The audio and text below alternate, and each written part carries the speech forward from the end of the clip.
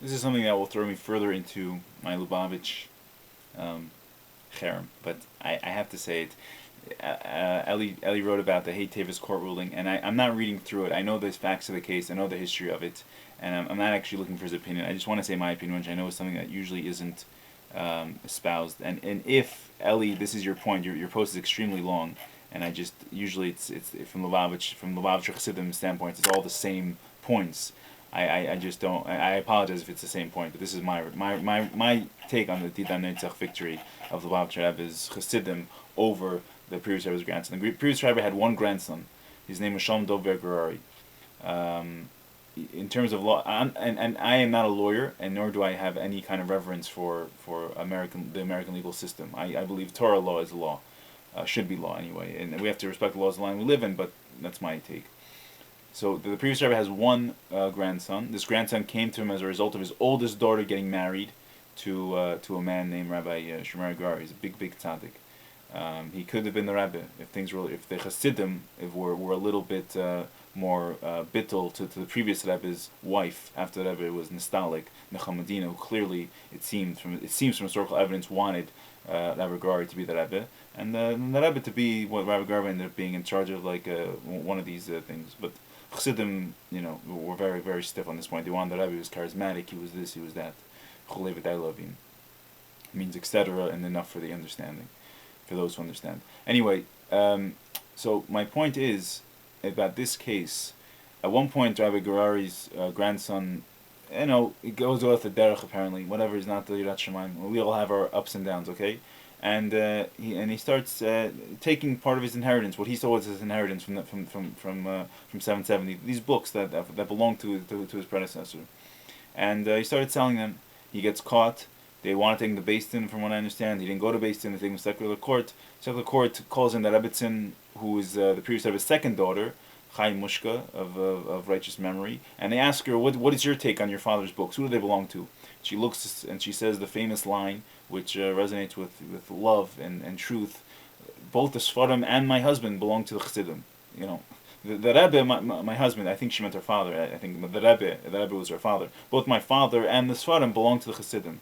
And she was married to the current Rebbe, so I think she was saying something about her husband. Also, my husband I see is properly the Chassidim. So how can you take away these books when they really don't belong to me? They don't belong to my father. They don't belong to my husband. They belong to the Chassidim. Believe him in 770, and they win the case. Didan Neitzach, Chulei v'dam, we celebrate to this day.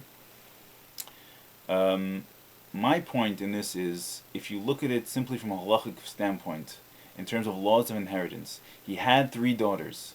Okay. One of them, the youngest one, Horowitz, Rahman's son, and Hashem should eventually, they passed away in the Holocaust. Let's say they're out of the picture of inheritance because they're not there. He passes away. He's nostalgic, He's nostalgic from the world. He has 2 daughters. One married this guy, Gerari, who has a son, Shalom Doiver, and one married the Rebbe, who has no children. Physical children, with all due respect, okay? Physical children. To walk away from this case in terms of what would happen in the Beis Din, and to say that Shalom Dover doesn't get any Sfarim, I don't know how you could do such a thing. I'm not a Rav, and I don't sit on a Beis Din, but I'm telling you from my own limited intellect, my own perspective, if this would have gone to Beis Din properly, without an emotional Beis Din in Crown Heights, let's say it would have gone to the Queen's Beis Din, or Eretz Yisrael Beis Din, and people, and it's not discounted. I hope in Beis Din you don't get discounted if you're under that Shemaim. I hope they just look at the facts of the case. This was the inheritor of the previous Rebbe. This was his only grandson. He has a right to at least, I don't know if he should get the Baal Shem Tov Siddur, I don't know if he should get but he should be able to have, there should be some kind of splitting of the assets, and he should have walked away with something, in my opinion. Instead he becomes this big villain in Lubavitch, and I heard someone once said he was Sitter Achra, and if you ever see this, the most disturbing picture on the internet of all time, in my opinion, what they did to his mother, okay, Rebbetzin Chana, beaten by a Lubavitcher Chassid, with all due respect, and this man is someone who is free. The Chassidim hid him, he fled to Eretz Yisrael on Shabbos, I believe, and the Chassidim did not turn him to the authorities. A man who beat up a holy lady. Chassidim to this day know who this man is, and they will not bring him to justice. It's disturbing, it's disgusting, in my opinion.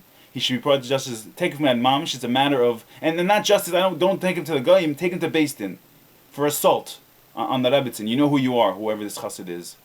And the Chassidim defend him, and they arrange for a secret flight on Shabbos. Thank God, one of the beautiful stories of the Schneersohn family that people don't know and they should know is on Shabbos itself, that Rebbetzin Chana was able to call her sister, the Rebbe's wife, Chaim Mushka, and on Shabbos she picked up the phone because she knew if the phone was ringing on her house on Shabbos, it was important. And she was able to get her to the hospital. And you could see a picture of Rebbe Chana beaten by a man who calls himself a Chassid of the Rebbe. Disgusting stuff.